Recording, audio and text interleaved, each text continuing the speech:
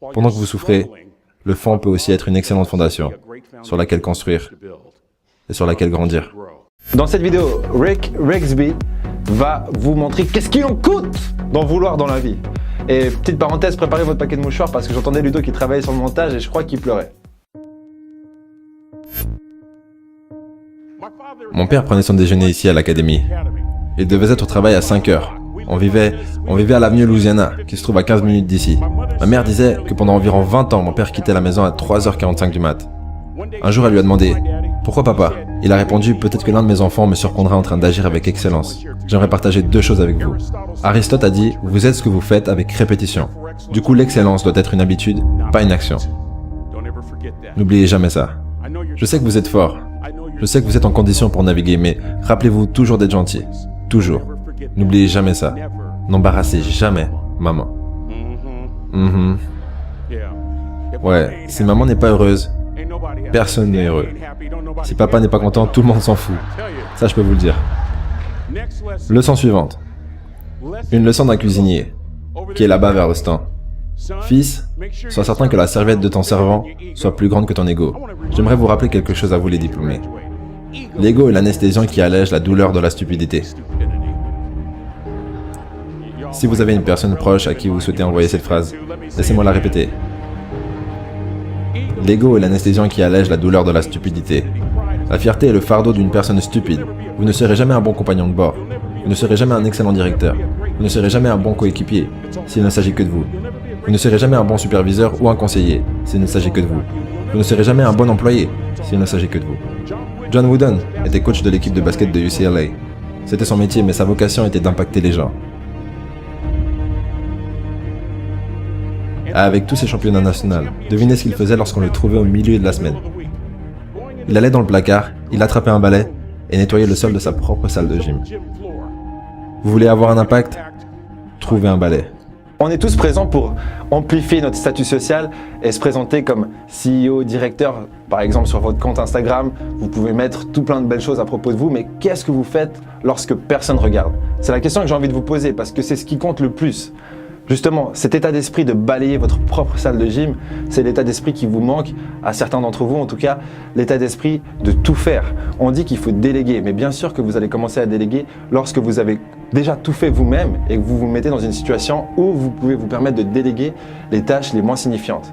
Mais ne commencez pas par déléguer et commencez par balayer, commencez par ces tâches ingrates qui vous mèneront là où vous voulez aller. Chaque jour de votre vie, vous trouvez un balai. Vous faites grandir votre influence de cette façon. De cette façon, vous attirez les gens pour ensuite pouvoir les impacter. Leçon finale. Fils, si tu dois faire un job, fais-le bien. Il y a 12 ans, lorsque Ozzie Smith est rentré dans The Hall of Fame, il a dit pendant son discours d'induction quelque chose que je vais citer mot pour mot. Il a dit « On m'a toujours dit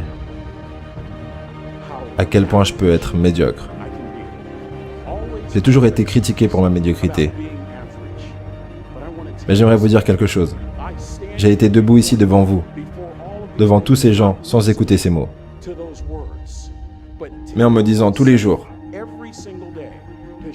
de viser les étoiles, d'être le meilleur que je puisse être. Assez bon n'est pas assez bon si ça peut être mieux. Et mieux n'est pas assez bon si ça peut être le meilleur.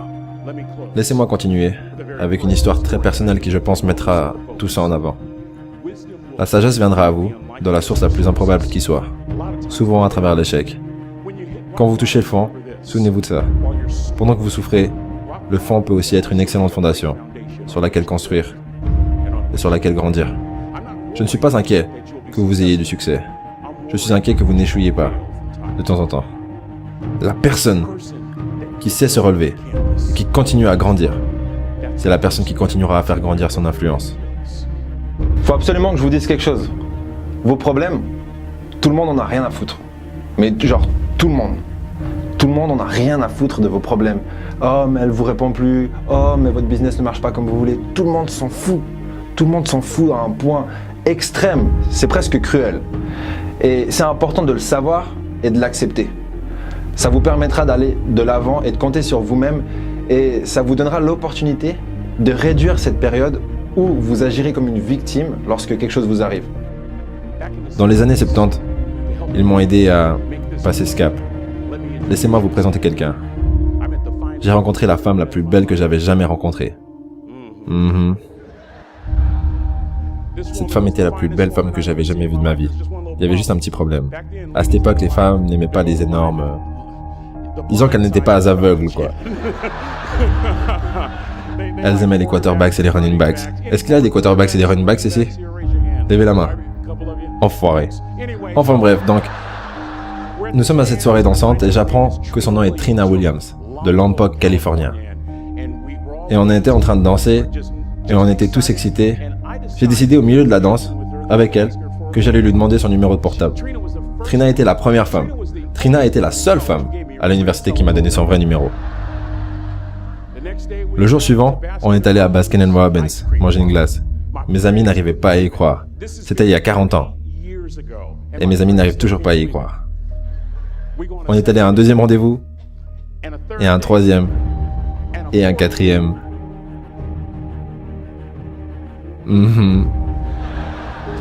On a conduit de Chico à Vallejo pour qu'elle puisse rencontrer mes parents. Mon père l'a rencontrée, mon papa, mon héros. Il la rencontre, il me tire sur le côté et me demande est-ce que c'est une psycho, mais peu importe. On est ensemble pendant une année, 2 ans, 3 ans, 4 ans. À ce moment-là, Trina est une senior à l'université. Moi, j'étais toujours un étudiant de première qui a essayé de s'en sortir. Donc maintenant, c'est l'heure de faire ma demande.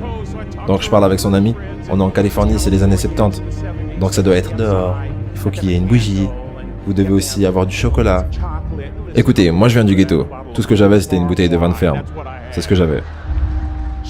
Elle a dit oui!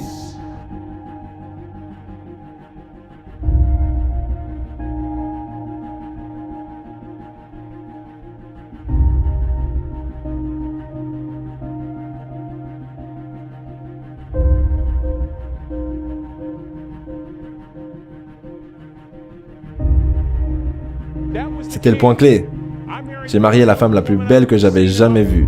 Est-ce que vous êtes déjà allé à un mariage et avant même que le mariage commence, vous entendez ça? Mais comment c'est possible? Et le pire, c'est que ça venait du côté où il y avait ma famille.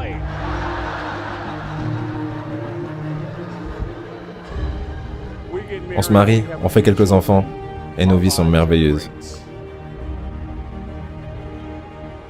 Un jour, Trina trouve un morceau dans son sein gauche. Un cancer du sein. 6 ans après ce diagnostic. Moi et mes 2 petits garçons marchaient en direction du cercueil de maman. Et pendant 2 ans, mon cœur n'a plus battu. Si ce n'était pas pour ma foi en Dieu, je ne serais pas là aujourd'hui. Si ce n'était pas pour ces 2 petits garçons, il n'y aurait eu aucune raison pour laquelle continuer. J'étais complètement perdu. Ça a été toucher le fond. Vous savez ce qui m'a fait continuer? La sagesse d'un drop-out de 3e année. La sagesse d'un simple cuisinier. De la Californie Maritime Academy. On est vers le cercueil, à la station universitaire du Texas. J'avais jamais vu mon père pleurer avant. Mais ce jour-là, je l'ai vu pleurer. C'était sa fille. Trina était sa fille, pas seulement sa belle-fille.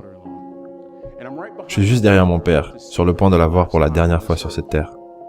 Et mon père partage 3 mots avec moi, qui ont changé ma vie. Juste là, à côté du cercueil. Ça aurait été la dernière leçon qu'il m'a enseignée. Il a dit, fils, tiens bon. Je ne pense pas qu'il y ait quoi que ce soit de plus profond que je puisse partager avec ces jeunes que ces mots. Vous tenez bon. Vous tenez, peu importe à quel point la mer est agitée, vous tenez bon. Et je ne parle pas que d'eau. Vous tenez bon. Peu importe ce qui se passe, vous n'abandonnez pas. J'ai appris cette leçon d'un drop-out de 3e année, qui était un cuisinier à Cal Maritime. Il a dit, mon gars, tu tiens bon. Peu importe ce qu'il arrive. Laissez-moi vous ramener à 2 jours avant que Trina meure. Pas de cheveux à cause de la chimiothérapie. Un estomac gonflé parce que le foie ne fonctionne plus. Elle pesait 34 kilos. Je suis dans la cuisine, comme ça je peux garder un œil sur elle qui est dans le salon. Elle est entourée par des coussins. Notre fils, le plus jeune, Andrew, marche vers elle avec son t-shirt, parce qu'il veut que maman le plie. Et c'est ce que j'entends. Trina répond. Andrew, maman ne pourra pas toujours être là pour t'aider. Elle disait au revoir. J'étais tellement touché que j'ai attendu que Andrew s'en aille. Je suis allé vers elle, je me suis assis à côté d'elle, sur le canapé. Et aussi clairement que je vous parle aujourd'hui. Ces mots ont fait partie des derniers mots qu'elle m'a adressés. Elle m'a regardé dans les yeux, elle a dit « Ça n'a plus d'importance pour moi de savoir combien de temps je vais vivre. Ce qui compte le plus pour moi, c'est comment je vais. » Vous savez, je suis venu ici avec honneur et joie pour vous poser à tous une seule question. Une question qu'un dropout de 3e m'a posée toute ma vie. Comment est-ce que tu vis? Comment est-ce que tu vis? Tous les jours, posez-vous cette question. Comment est-ce que tu vis? Voilà comment un cuisinier au centre de restauration vous suggérerait de vivre. De cette façon, vous ne jugerez pas. Vous serez présent tôt le matin. Vous serez gentil. Vous vous assurez que la serviette du servant soit énorme et utilisée. Si vous allez faire quelque chose, vous le faites de la bonne façon. Ce cuisinier vous dirait ça, que ce n'est jamais faux de faire la bonne chose, que la façon que vous avez de faire quoi que ce soit correspond à la façon que vous avez de tout faire. De cette façon, vous ferez grandir votre influence pour avoir un impact. De cette façon, vous honorez toutes les personnes qui sont passées avant vous et qui ont investi en vous. Des professeurs, aux grands-parents, à papa et à maman. Et lorsque vous combinerez votre savoir académique avec cette sagesse, oh mon Dieu, vous changerez le monde.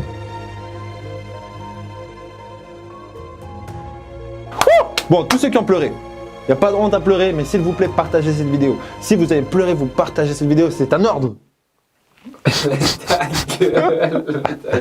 Déconne. Bon, plus sérieusement, si vous avez été touché par cette vidéo, n'hésitez pas à la partager, mais bien sûr qu'il n'y a pas d'obligation. Vous faites absolument ce que vous voulez. Mais ça me ferait plaisir. Et ça compte. Ou peut-être pas. Peu importe. Rendez-vous dans la description avec le livre Motivation Kit de survie, Tuer le confort, votre vie en dépend. Et le deuxième lien, c'est un lien qui vous mènera au pays magique des livres audio. C'est en partenariat avec Audible et vous allez pouvoir vous éduquer dans votre voiture, dans les transports publics, partout et devenir un petit génie, une graine de petit génie, j'ai même envie de dire. Voilà, je vous dis au prochain épisode et encore merci à vous. Donc allez-y, dites-moi que vous avez eu une mauvaise journée. Parlez-moi du trafic, parlez-moi de votre boss.